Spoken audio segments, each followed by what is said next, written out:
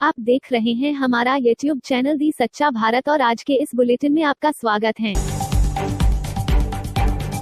सच्चा भारत में सबसे पहले आप देखेंगे स्थानीय व जिले के समाचार, फिर देखेंगे राज्य व राष्ट्र के समाचार। पाली में तीसरे चरण का मतदान हुआ शुरू। मतदान केंद्र पर दिखने लगी लंबी लंबी महिलाओं की कतारें। सुरक्षा के पुख्ता इंतजाम। जिले के पंचायती राज और जिला परिषद के तीसरे चरण के आज मतदान हो रहे।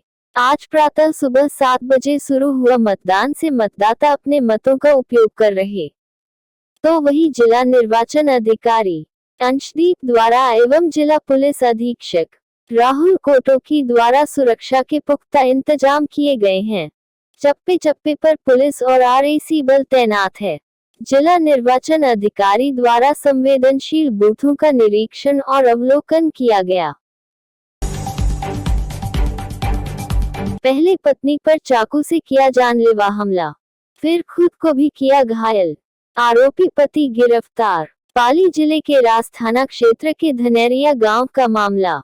जिले के रास थाना क्षेत्र के धनेरिया गांव में पति पत्नी के आपसी अनबन के चलते हुए झगड़े में पति ने पत्नी पर चाकू से वार कर जानलेवा हमला कर पत्नी को गंभीर घायल कर दिया। हमले में गंभीर घायल पत्नी को गंभीरावस्था में जोधपुर एम्स में भर्ती करवाया है। पुलिस ने आरोपी पति को गिरफ्तार कर लिया। नो टोबैको डे पर चिकित्सा विभाग की कार्यवाही। कोटपा एक्ट के तहत 500 से अधिक बनाए चालान। निरोगी राजस्थान व नशामुक्त भारत अभियान को दी गति। निरोगी राजस्थान अभियान एवं नशा मुक्त भारत अभियान को प्रभावी बनाने के लिए चिकित्सा विभाग की ओर से जिले में दिन नो टोबैको डे मनाया गया। इस दौरान जिले भर में अधिकारियों द्वारा कोटपा एक्ट के तहत कार्यवाही की गई। सीएमएचओ डॉक्टर आरपी मिर्धा के नेतृत्व में चिकित्सा विभाग ने तंबाकू निषेध दिवस पर कार्यवाही कर 500 से अधिक लोगों का कोटपा एक्ट के तहत चालान काटे। साथ ही वहां के आसपास के लोगों को नशे से दूर रहने की नसीहत देकर जागरूक किया। सुमेरपुर में शुरू हुई जिले की तीसरी क्रिकेट अकेडमी। राज्य संसदीय सचिव व सिरोही विधायक संयम लोढ़ा एवं जिला क्रिकेट संघ सचिव धर्मवीर सिंह शेखावत द्वारा सुमेरपुर में शुरू हुई जॉनी स्पोर्ट्स अकेडमी के शुभारंभ किया गया। सचिव शेखावत क्रिकेट के प्रति पूर्णतया समर्पित है। क्रिकेट के लिए आयोजन करने व संभावनाएं तलाश करने के लिए नए टूर्नामेंट व अकेडमी शुरू करवाने में अपनी अहम भूमिका निभा रहे हैं। इसी दौर में सुमेरपुर क्षेत्र में जॉनी क्रिकेट अकेडमी की शुरुआत की गई। जोधपुर के बस्तवा में बनेगा 20 मीटर ऊंचा गोतावर बांध। शेखावत ने नई डीपीआर बनाने के दिए निर्देश। केंद्रीय मंत्री गजेंद्र सिंह शेखावत सोमवार को जोधपुर पहुंचे। इस दौरान उन्होंने बस्तवा इंदावटी में प्रस्तावित गोतावर बांध और नारवा इंद्ररोका में प्रस्तावित बांध का निरीक्षण किया। मंत्री शेखावत ने कहा कि इंदावटी क्षेत्र के बस्तवा में लंबे समय से मांग थी कि यहां एक बड़ा बांध बने जिससे पानी रुक सके और आसपास की जमीन का भूजल रिचार्ज हो जाए। भारत में कोरोना के मामले 94,31,691। भारत में कोरोना के एक्टिव केस 4,46,952। भारत में कोरोना से ठीक हुए 88,47,600। भारत में कोरोना से मौतें 1,37,139। जयपुर। सोमवार को प्रदेश में कोरोना संक्रमण के 2,677 नए मामले देखने को मिले हैं और राजधानी जयपुर में कोरोना के सभी रिकॉर्ड टूट। जयपुर में पहली बार 745 संक्रमित मामले एक ही दिन में रिकॉर्ड किए गए हैं।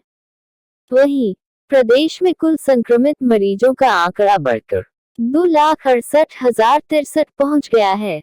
इसके अलावा पहली बार प्रदेश में 20 मरीजों की मौत दर्ज की गई है और अकेले जयपुर में 5 मरीजों की मौत इस बीमारी से हुई है। अब तक प्रदेश में 2312 मरीज इस बीमारी से जान गंवा चुके हैं।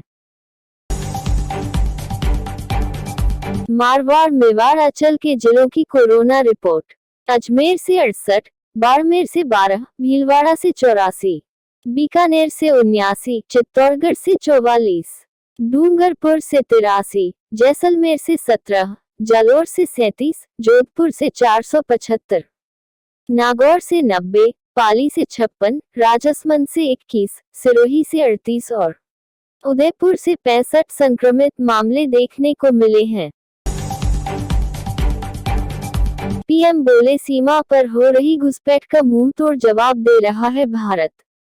पीएम मोदी ने देव दीपावली के कार्यक्रम में अपने संबोधन में विपक्षी दलों पर निशाना साधा। उन्होंने कहा कि कुछ लोग अपनी मूर्तियां बनवाते हैं, जबकि हमारी विरासत देश की धरोहर है।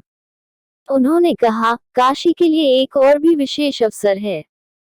कल मन की बात में भी मैंने इसका जिक्र किया था। प्रधानमंत्री ने कहा, ऐसा लग रहा है जैसे आज पूर्णिमा पर देव दीपावली मनाती काशी महादेव के माथे पर विराजमान चंद्रमा की तरह चमक रही है। काशी की महिमा ही ऐसी है। काशी सबको, पूरे विश्व को प्रकाश देने वाली है, पथ प्रदर्शन करने वाली है। सच्चा भारत में नियमित देखिए मध्याह्न में लंच ब्रेक न्यूज एवं रात्रि में डिनर ब्रेक न्यूज। जनवरी में आ सकती है कोरोना वैक्सीन, कैबिनेट सचिव ने लिया सभी राज्यों से फीडबैक। जयपुर, देश के लोगों के लिए एक अच्छी खबर है। कोरोना वैक्सीन जनवरी में आने वाली है। वैक्सीन को लेकर केंद्र सरकार ने भी सभी तैयारियां पूरी कर ली। राज्यों में वैक्सीनेशन की तैयारियों को लेकर केंद्रीय कैबिनेट सचिव राजीव गौबा ने वीडियो कॉन्फ्रेंसिंग के जरिए सभी राज्यों के मुख्य सचिवों से तैयारियां को लेकर फीडबैक लिया।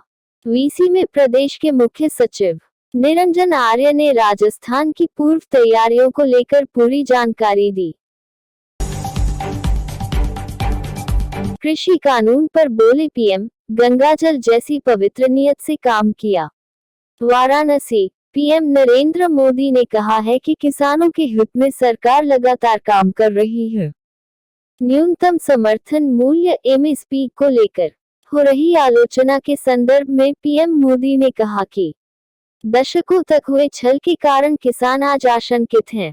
उन्होंने किसानों को आश्वस्त किया कि वे विरोध के पहले सरकार का ट्रैक रिकॉर्ड देखें।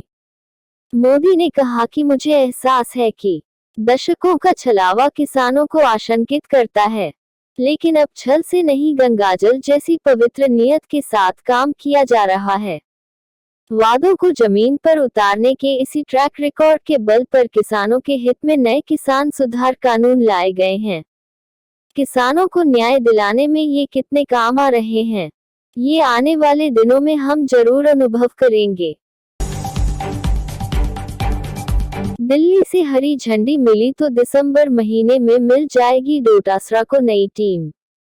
जयपुर, जुलाई महीने में राजस्थान में जो राजनीतिक उठापटक हुई थी, उसे अब दिसंबर में 6 महीने पूरे हो जाएंगे। राजनीतिक उठापटक के साथ ही प्रदेश कांग्रेस के अध्यक्ष गोविंद सिंह डोटासरा के भी 14 दिसंबर को 6 महीने पूरे हो जाएंगे। लेकिन जिस रफ्तार से राजनीतिक उठापटक के समय प्रदेश कांग्रेस अध्यक्ष समेत सभी अग्रणी संगठनों के अध्यक्ष नए बनाए गए थे, वह रफ्तार राजस्थान में कांग्रेस के संगठन के गठन को लेकर नहीं दिखाई दिए। हालात यह हुए कि कांग्रेस पार्टी राजस्थान में बिना संगठन के ही नगर निगम, पंचायती राज और निकाय चुनाव लड़ती दिखाई दी, और संगठन की कमी साफ तौर पर इन चुनाव में देखी गई। अटल बिहारी वाजपेयी ने की थी किरण माहेश्वरी की प्रशंसा। कहा था इन्हें शीर्ष नेतृत्व में होना चाहिए। राजसमंद, प्रदेश की राजनीति में मेवाड़ संभाग की भूमिका दिलचस्प रही है। मेवाड़ में कई ऐसे नेताओं का जन्म हुआ है जिन्होंने भारत की राजनीति के पटल पर अपने नाम के साथ मेवाड़ के नाम को सुनहरे अक्षरों में गढ़ने का काम किया है, जिसमें से एक भाजपा के कद्दावर जन नेत्री और मेवाड़ की प्यारी दीदी किरण माहेश्वरी हैं। जिनका निधन रविवार को देर रात मेदांता अस्पताल में हुआ। मोदी सरकार तीनों कृषि कानून वापस ले वरना एनडीए का सहयोगी दल बने रहने पर करना पड़ेगा पुनर्विचार, बेनीवाल। जयपुर। आरएलपी संयोजक और नागौर सांसद हनुमान बेनीवाल ने केंद्रीय गृह मंत्री अमित शाह को ट्वीट कर कहा है कि मोदी सरकार या तो तीनों कृषि कानून वापस ले वरना हम एनडीए के सहयोगी दल बने रहने पर पुनर्विचार करेंगे। ट्वीट में बेनीवाल ने लिखा कि अमित शाह जी, देश में चल रहे किसान आंदोलन की भावनाओं को देखते हुए तीनों कानूनों को तत्काल वापस लें और स्वामीनाथन आयोग की संपूर्ण सिफारिशों को लागू करें। किसानों को दिल्ली में त्वरित वार्ता के लिए उनकी मंशा के अनुरूप उचित स्थान दिया जाए। बंगाल की खाड़ी से फिर उठा तूफान, तमिलनाडु केरल पर फिर आफत। मौसम विभाग ने कहा 4 दिन भारी बारिश की आशंका। चक्रवाती तूफान निवार से हुए नुकसान का अभी सही से आकलन भी नहीं हुआ था कि मौसम विभाग ने एक और तूफान की चेतावनी जारी कर दी है। इस बार ये तूफान श्रीलंका के तट से टकराएगा। हालांकि इसका ज्यादातर असर तमिलनाडु, केरल और लक्षद्वीप के तटीय इलाकों पर पड़ेगा। यहाँ 1 से 4 दिसंबर तक लगातार भारी बारिश होने की आशंका है। तूफान के दौरान इन तटीय इलाकों में 65 से 100 किलोमीटर घंटा की रफ्तार से हवाएं चल सकती हैं। प्रतापगढ़। 8 साल की मासूम की रेप के बाद हत्या। चचेरा भाई ने ही वारदात को दिया अंजाम। जिले के छोटी सादड़ी उपखंड क्षेत्र में 8 साल की मासूम के साथ दरिंदगी मामले में पुलिस ने महज 48 घंटे में खुलासा करते हुए आरोपी को गिरफ्तार कर लिया है। मासूम के साथ दरिंदगी के बाद उसी के चचेरे भाई ने उसकी हत्या की थी। पुलिस ने आरोपी चचेरे भाई को गिरफ्तार कर लिया है। उदयपुर रेंज के आईजी बनीता ठाकुर ने छोटी सादड़ी पुलिस थाने में प्रेस कॉन्फ्रेंस कर घटना का खुलासा किया। और ऐसे ही नए अपडेट पाने के लिए द सच्चा भारत चैनल को सब्सक्राइब कीजिए। धन्यवाद।